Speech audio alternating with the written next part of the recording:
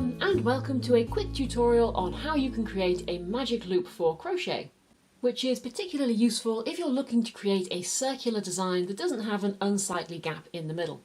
But let's have a little look at what we need to do. Okay, so I've got my yarn and I've got my hook, and what I'm going to do is I'm going to leave a tail of about 8 to 10 inches just so that I've got plenty of space to work with.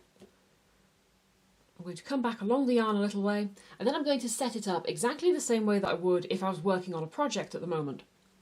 So for me, I like to wrap the yarn around my ring finger, go up over my index finger like so, and then I'm going to wrap the yarn just a couple of times around my middle finger so that I've got a couple of loops on there, and it's around these little loops that we're going to create our magic circle. So what you're going to do is you're going to insert your hook underneath all of those little loops, grab your yarn and pull through, like so.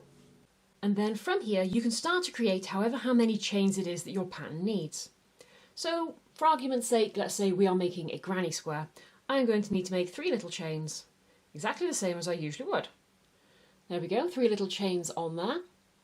And from there I can actually slip this little arrangement completely off my finger now.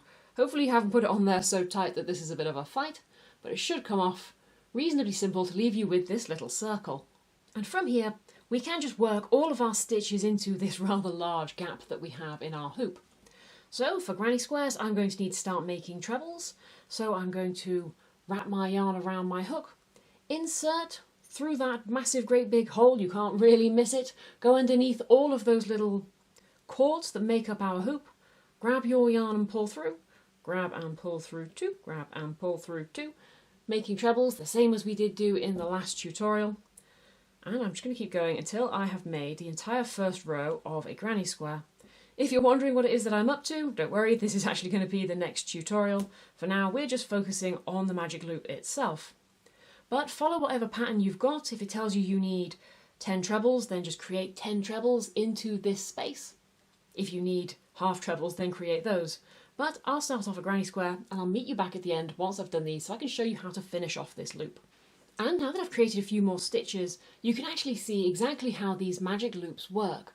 All of these stitches around this hoop are actually really quite free. They will slide and bunch up together on there.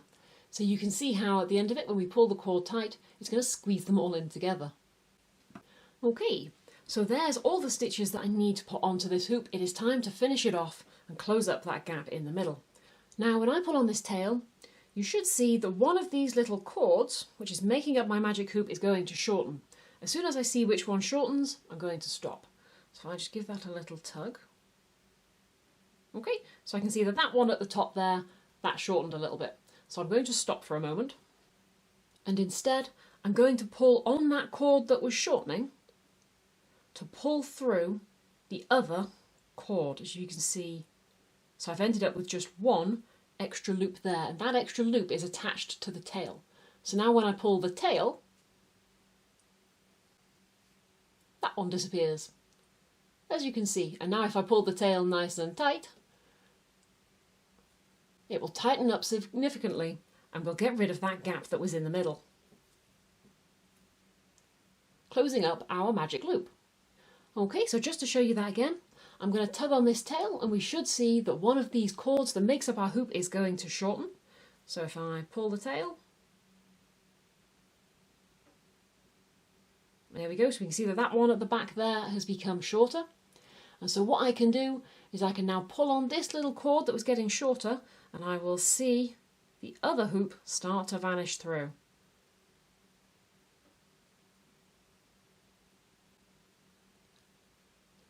Like so. And then if I pull on the tail again, the remaining cord will go. Just like so. And now if I pull on that tail nice and tight, the whole vanishes completely. And then from here, I can now reinsert my hook into my project, tighten it up a little bit, and finish off this little row. And this is what we end up with. One nice little circular pattern starting off with no big gap in the middle, same as you would have got If you've been using chains, for example, the magic loop just gives you a much neater finish. But I hope you've enjoyed this little tutorial just on how to make magic loops. Happy crocheting everybody, and I will see you again soon. Bye bye!